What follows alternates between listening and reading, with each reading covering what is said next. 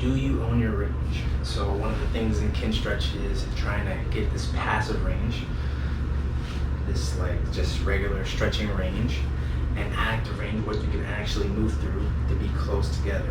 One of the places that this is usually a discrepancy is in flexion of the knee. So in a sport like say jiu-jitsu, this is important for like arm bars. If I'm doing an arm bar, I'm going to really try to close up that space. And I don't know, as a white belt, I repeatedly would find myself getting cramps because I didn't have what I now know is the neurological pathways there. My body wasn't used to that position. I had the passive flexibility.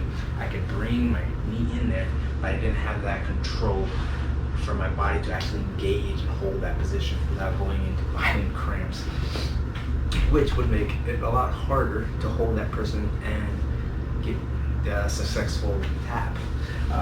So a quick test here, just to kind of see. You can go into this kneeling position. I'm gonna take one leg in, so I'm gonna try to stretch my right leg. This one usually elicits some pretty good cramps.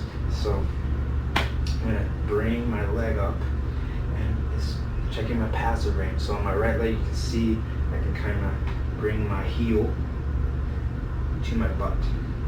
This is my passive range. I'm just going into like a regular stretch, same as you would, you know, in yoga or just regular stretching. But the trick is, can I keep my leg here when I let go? So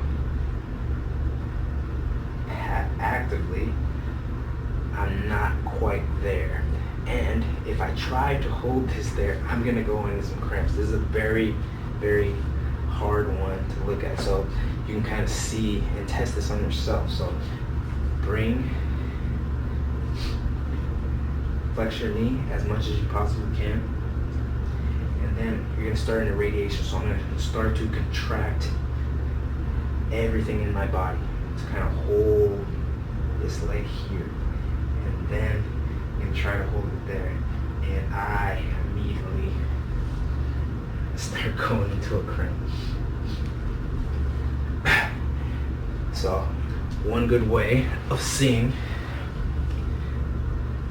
where your active and passive range is and how much control you have in different aspects of the body. When you're doing Kinstretch, we're going to be going through various positions, trying to gather control throughout various positions. And then something like jiu-jitsu, where there is just a weird amount of different positions that you may find yourself in.